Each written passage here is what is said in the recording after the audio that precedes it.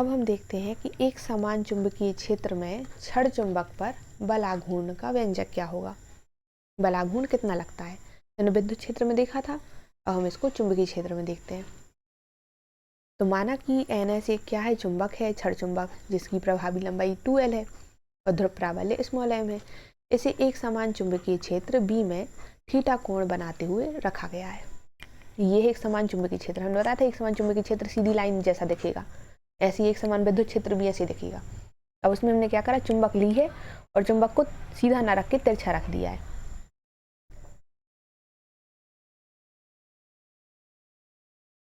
अब प्रत्यानयन बल युग्म का आघूर्ण, उसका फॉर्मूला होता है कि एक बल इंटू उनके बीच की लंबवत दूरी। तो और ये आघूर्ण को हम लिखते हैं टाउ से, इसको टाउ बोलेंगे, ऐसा टी जैसा लेकिन ऐसा गोल घूम के बनता है, तो ये टाउ कहलाता है।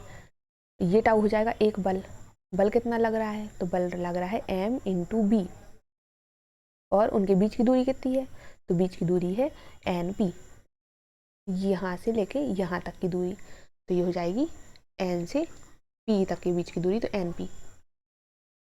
अब हमने यहाँ देखा कि ये देखो ये थीटा बन रहा है यहाँ एंगल, तो त्रिभुज SPN में, अब SPN कहाँ पर है, तो ये है S, ये है P, ये है N, तो ये SPN, ये एक त्रिभुज बन गया है। अब यहाँ पर हमने निकाला कि साइन थीटा क्या होगा, तो साइन थीटा क्या होता है, ट्रिक है लाल बटे का, तो लंब बटे कर्ण।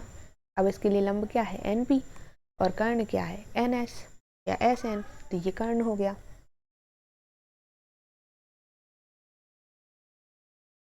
अब क्या करेंगे कि NP बराबर ये NP, तो यहाँ ये SN जो इस साइड चला जाएगा, तो SN साइन थीटा। अब NP बराबर हो जाएगा SN की, और चुंबक की ही तो है SN, तो SN की दूरी कितनी लंबी है, चुंबक 2L लंबाई लंबी है, तो SN बराबर हो जाएगा 2L, ये हो जाएगा 2L साइन थीटा। अब समीकरण 1 में मान रखने पर समीकरण 1 ये है टाउ बराबर MB NP, NP की वैल्यू हमने अब भी निकाली 2L साइन थीटा, तो यहाँ हम उसकी वैल्यू रख देंगे टाउ में, कितना हो जाएगा, तो ये होगा टाउ बराबर MB into 2L sine theta. अब ये देखो फिर से 2L आ गया और M आ गया है, तो स्मॉल m इंटू 2L क्या होता है, कैपिटल M, तो उसको हम चुंबकीय आघूर्ण को रख देंगे, तो यहाँ टाउ की वैल्यू डायरेक्ट आ जाएगी capital M into B into sine theta. और इसको अगर हम सदिश रूप में लिखते हैं, तो सदिश रूप में ये होता है A vector into B vector into sine theta n cap, ऐसा होता है जब हमने शुरुआत में पढ़ा था सदिश A क्रॉस B। तो यहाँ पर हमें क्या दिख रखा है, A दिख रखा है, B दिख रखा है, A बराबर हम क्या रख देंगे M, B बराबर क्या रख देंगे हम B, और देखो साइन थीटा है, अगर ऐसा लिखा हो तो इसको हम लिखते हैं सीधा A क्रॉस B, तो इसको हम लिखेंगे M क्रॉस B। ये वही लिखा गया है सदिश रूप में टाउ बराबर M क्रॉस B। फिर उसके बाद है इसकी कंडीशंस क्या क्या होती हैं, साइन थीटा को हम 0 डिग्री रखेंगे, फिर 90 डिग्री रखेंगे, तो जब हम इसको 0 डिग्री रखते हैं तो साइन थीटा 0 क्या होता है 0, तो टाउ की वैल्यू पूरी 0। अब इस प्रकार यदि चुंबकीय क्षेत्र के समांतर हो, मतलब अगर यहाँ ये चुंबकीय क्षेत्र है और हमने सीधा चुंबक रख दिया, तो उस पर कोई भी बल आघूर्ण नहीं लगेगा, मतलब वो चुंबक को घुमाएगा ही नहीं। कंडीशन दूसरी क्या रहेगी कि अगर थीटा 90 हो, मतलब ये चुंबकीय क्षेत्र है और हमने चुंबक को ऐसा सीधा रख दिया है, सीधा, तो सीधे में 90 डिग्री में क्या होगा कि MB साइन 90 डिग्री, और तो साइन 90 क्या होता है, साइन 90 होता है 1, तो MB आ जाएगी वैल्यू, तो टाउ बराबर MB।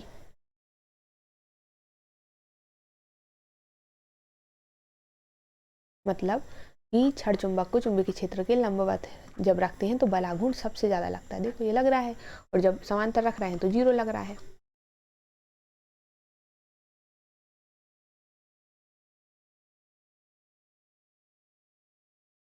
फिर है चुंबक द्विध्रुव की चुंबकीय क्षेत्र में स्थित ऊर्जा क्या होगी।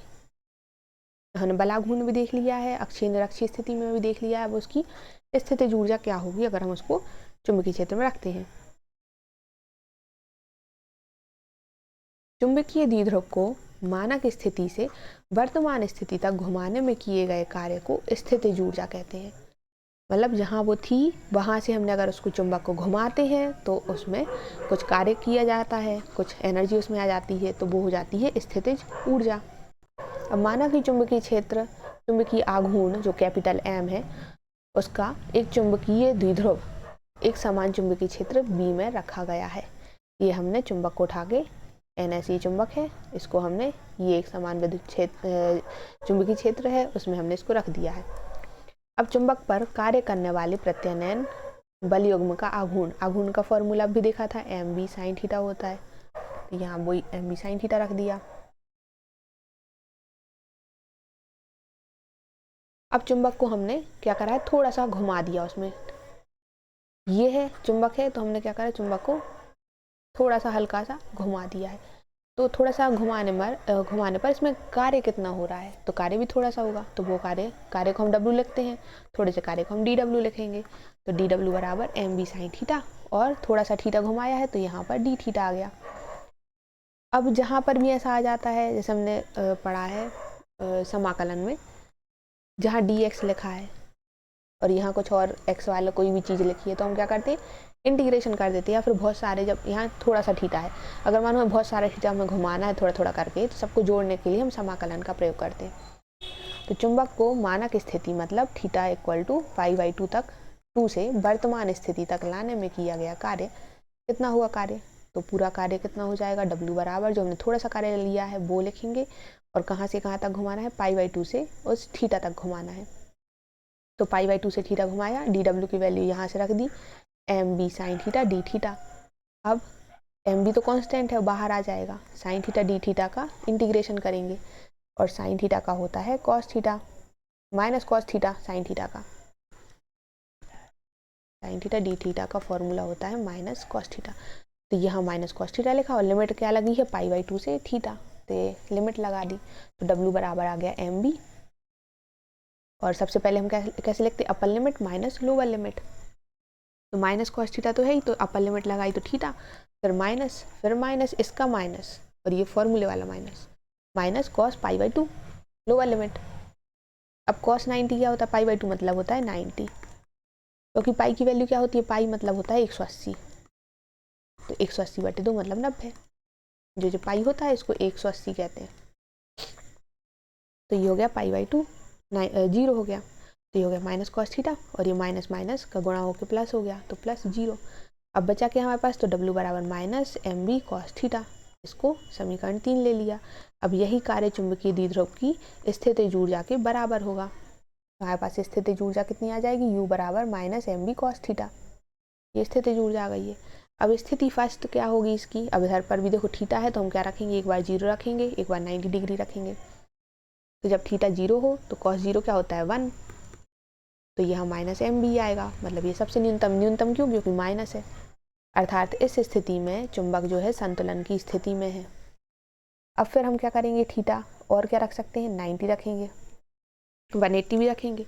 तो जब 90 रखा तो cos 90 क्या होता है, cos 90 होता है 0, तो ये पूरी वैल्यू हो जाएगी 0, और cos यहाँ पर रखेंगे 180, तो 180 होता है -1, तो यहाँ हम cos 180 की वैल्यू रखेंगे -1, तो माइनस माइनस क्या हो जाएगा, प्लस हो जाएगा। तो U बराबर आ जाएगा mb, और ये सबसे अधिकतम ऊर्जा हो जाएगी। तो हमारे पास एक माइनस में आई है, एक 0 आई है, और एक प्लस में आई है, तो अधिकतम प्लस वाली होगी, न्यूनतम माइनस वाली होगी, क्योंकि 0 से भी छोटा क्या होता है, माइनस।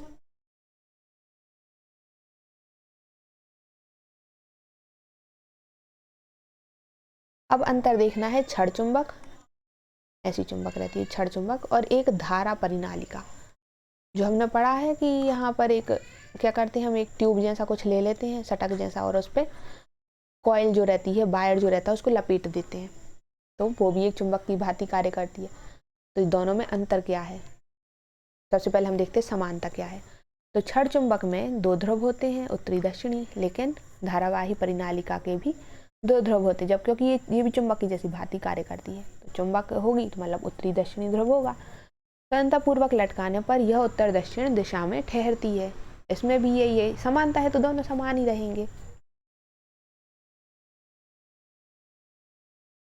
अगर हम क्या करते हैं, चुंबक को यहाँ रस्सी ली और चुंबक को लटका दिया रस्सी पर, ये नॉर्थ है ये साउथ है, तो अगर और इसको घुमा दिया तो घुमाने के बाद क्या होगा कि जो चुंबक है बिल्कुल उसी दिशा में होगी, उत्तर दक्षिणी दिशा में ही रुकेगी।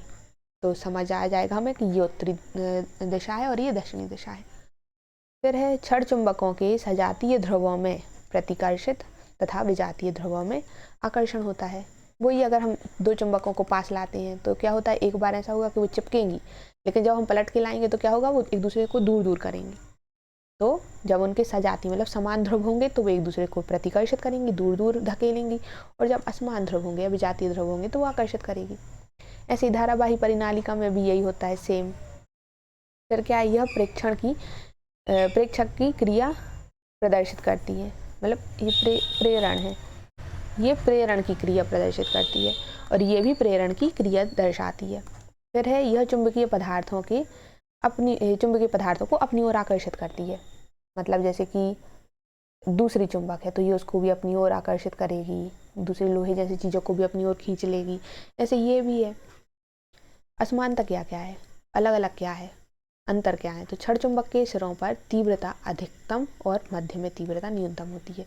तो जो क्षण चुंबक ये है, इसके जो कोने रहेंगे यहाँ पर ज़्यादा तीव्र रहेगी चुंबक और यहाँ बीच में कम रहेगी, मतलब यहाँ पावरफुल रहेगी लेकिन बीच में कम हो जाएगी। और परिनालिका में क्या होगा, तो परिनालिका के अंदर प्रत्येक बिंदु पर तीव्रता एक समान होगी। तो जो परिनालिका हमने ली है, ऐसी ऐसी एक ट्यूब में लिपटी रहती है वायर, तो उसमें क्या होगा, हर एक पॉइंट पर उसकी तीव्रता समान रहेगी लेकिन सिरों के पास कम रहेगी। इसमें क्या था, सिरों के पास ज़्यादा रहेगी, बीच में कम रहेगी। इसमें इस हर पॉइंट पर समान रहेगी लेकिन सिरों पर कम रहेगी। और अंतर क्या है, इसका चुंबकत्व स्थायी होता है और इसका चुंबकत्व प्रवाहित धारा के मान पर निर्भर करता है। धारा का मान बढ़ाने पर चुंबकत्व बढ़ जाता है। मतलब चुंबक को कहीं ले जाओ अगर, तो ऐसा नहीं है कि अभी चिपक रही है थोड़ी देर बाद चिपके नहीं, ऐसा नहीं होता। लेकिन जो हमने यहाँ पर ये एक ट्यूब में जो हमने वायर बांध के चुंबक बनाई है, इसमें क्या होगा कि जब तक करंट जाएगा इस वायर में तब तक ये चुंबक बन के रहेगी, और जैसे हम करंट इसमें रोक देंगे तो ये चुंबक बंद हो जाएगी, चुंबक नहीं रहेगी। फिर इसके सिरों की ध्रुवता, इसकी जो सिरों पर ध्रुवता है वो नियत रहती है, लेकिन इसके सिरों पर ध्रुवता प्रवाह की दिशा पर निर्भर करती है। करंट अगर इसी डायरेक्शन में हम फ्लो कर रहे हैं तो फिर ये नॉर्थ साउथ रहेगा, अगर इसकी ऑपोजिट डायरेक्शन में फ्लो कर रहा है तो हो सकता है साउथ और नॉर्थ हो जाए, इसमें मतलब बदलता रहता है। लेकिन जो क्षण चुंबक रहती है उसमें सेम रहता है।